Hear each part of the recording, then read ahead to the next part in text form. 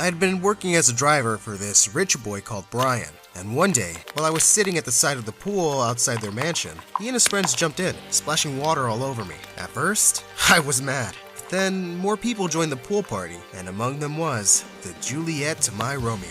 Her name was Victoria, and she was just so perfect. She turned to me and smiled before jumping into the pool, and I swear I felt my heart jump out of my chest. Suddenly, she screamed in pain, and the water around her started turning red. Hi, my name is Caleb. Before I continue with the story, please like and subscribe. If you don't, your crush will ignore you. Forever. So, back to the story. Victoria was screaming as everyone else around her laughed. Those jerks. I immediately dove into the pool. While I checked for injuries, I asked if she was okay, but Brian and the others were still laughing. Brian said, "It was just a prank for her TikTok, loser.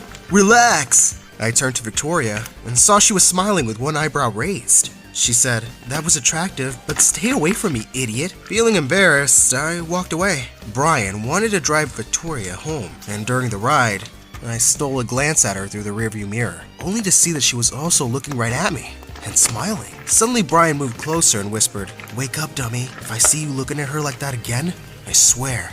I tried to concentrate on the road instead. That night when I got home, I was shocked to see my little sister Candace sleeping on the top of the fridge. My mom told me she won't come down unless I give her ice cream, but we don't have the money for any. My heart broke. I checked my wallet and realized that I only had a few dollars left.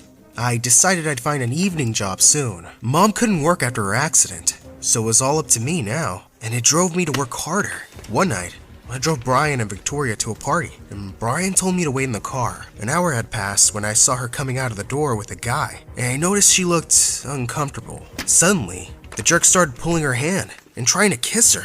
I got out of the car and ran towards them. I pulled Victoria away and shouted, "Get off her, man!" The guy yelled back, "Who the hell do you think you are?" Victoria tried to calm me down. "Caleb, don't!" But I was furious. The dimwit then shoved me to the ground, making me scrape my elbow. I got up and was about to punch him, but Rachel and the others came out and stopped me. I stormed off and got back into the car. Victoria joined me a little later and started helping me with my small scratch on my elbow. She said, "You didn't have to do that, Caleb," but I wasn't listening to her.